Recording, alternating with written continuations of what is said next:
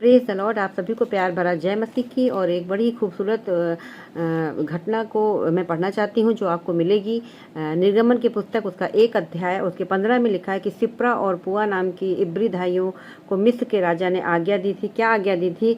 इब्री स्त्रियों को बच्चा उत्पन्न होने के समय लिखा, जब तुम पत्थर पर बैठी हुई देखना तो यदि बेटा हो तो मार डालना और बेटी हो तो जीवित रखना। मतलब इन भाइयों को राजा ने आज्ञा दी थी कि बेटों को तुम जीवित नहीं छोड़ना, बेटियां हो तो तुम जीवित छोड़ देना। लेकिन वचन ऐसा कहता है कि ये इब्री भाइयों ने राजा की आज्ञा को नहीं माना। और वचन में लिखा है इन्होंने राजा की आज्ञा नहीं मानी, बच्चों को जीवित छोड़ दिया था। तो परमेश्वर ने, वचन कहता है 20 में, परमेश्वर ने धाइयों के साथ भलाई की और वे लोग बढ़ के बहुत सामर्थी हो गए। वचन कहता है जब इन धाइयों ने वो गलत आज्ञा को नहीं माना परंतु परमेश्वर के भय में चली, परमेश्वर के भय में होकर के उन्होंने गलत काम को अंजाम नहीं दिया, तो इससे परमेश्वर खुश हुए और उन्होंने धाइयों के साथ भलाई की और लिखा बढ़कर बहुत सामर्थी हो गए। और ऐसा लिखा है कि धाइयाँ इसलिए कि परमेश्वर का भय मानती थी, परमेश्वर ने उनके घर बसाए। Praise the Lord, hallelujah.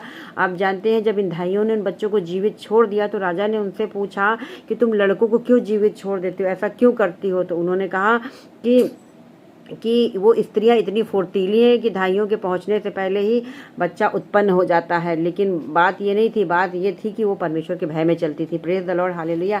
आज आप अगर परमेश्वर के भय में होकर चलते हैं, परमेश्वर के वचन के कारण आप कोई ऐसा काम नहीं करते हैं जो प्रभु को खराब लगे या परमेश्वर के वचन के विरोध में हो, तो परमेश्वर आज आपको बढ़ाने वाला है, फलाने फुलाने वाला है। क्योंकि परमेश्वर इस बात से प्रसन्न होते हैं कि आज मनुष्य उनका भय माने, उसके भय में चले, मनुष्य जाति अपनी मनमानी न करें।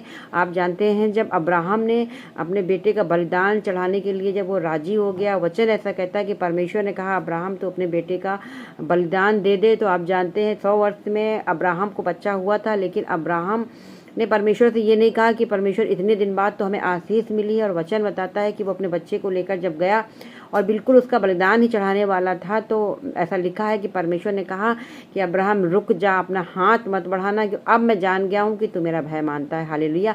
आप जानते हैं परमेश्वर क्या चाहते हैं? परमेश्वर चाहते हैं आप उसकी उपस्थिति में चलें। आज लोग अपनी मनमानी कर रहे हैं, लोग अपने हिसाब से जी रहे हैं। लोगों को ये नहीं पता है कि हर समय परमेश्वर देखता है, हर समय परमेश्वर की उपस्थिति है, हर समय परमेश्वर हमारे साथ रहता है, हमारे साथ हमारे कामों को देखता है।